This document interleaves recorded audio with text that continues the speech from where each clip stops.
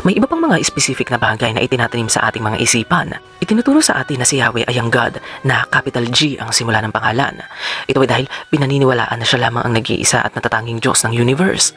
Sinasabi rin na siya ay ang Diyos na lumikha sa tao. Ngayon mga ka-LE, marami pa mga pambihirang katangian ang iniuugnay ng mga tao sa kanya. Tulad na lang ng pagiging perpekto, mapagmahal at mapagpatawad.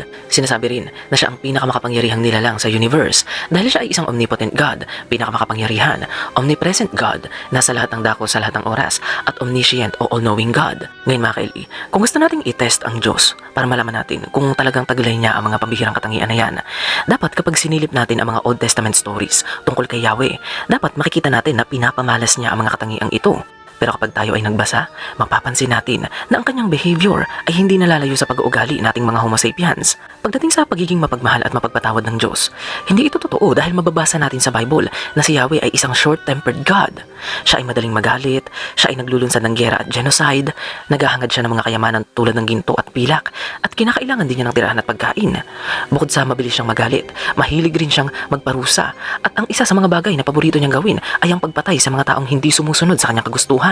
At kung minsan naman, inuutusan niya ang mga tao na pumatay para sa kanya. Hindi natin kailangan maging scholar para masabi natin na hindi ganito ang isang mapagmahal, matalino at mapagpatawad ng Diyos. Hindi rin totoo na siya ay isang omnipotent o all-powerful God.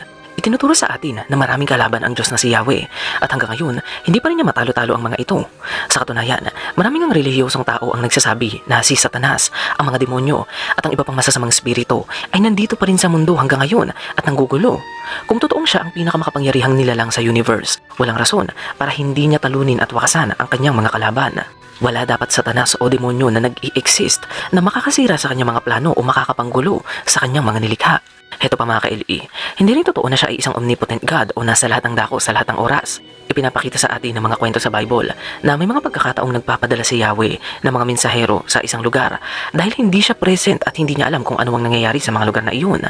Tulad na lang ng kwento ng Sodom at Gomorrah at ng Tower of Babel. Sa mga kwentong ito, si Yahweh ay nagpadala ng mga mensaherong anghel upang i-check kung ano ang nangyayari sa mga lugar na ito. At panghuli mga ka-LE, hindi rin totoo na siya ay isang omniscient o all-knowing God. Hindi totoong alam niya ang lahat ng bagay at impormasyon sa universe dahil maraming kwento sa Bible ang nagpapakita na minsan clueless si Yahweh sa kung ano ba ang nangyayari sa paligid. Minsan nga ay tinitest pa niya ang loyalty ng mga tao na gusto niyang gawing utusan. Tulad na lang ng kwento ng Abraham kung saan inutusan ni Yahweh si Abraham na paslangin ang kanyang anak upang mapatunayan lamang ang kanyang loyalty. Bakit pa gagawin ni Yahweh ang bagay na ito kung alam na niya ang nasa isip at puso ni Abraham? Ibig sabihin nito mga ka-LE, hindi niya alam kung loyal ba talaga si Abraham sa kanya. Dahil kung alam niya, hindi na niya susubukin ang kaawa-awang mag-amang ito.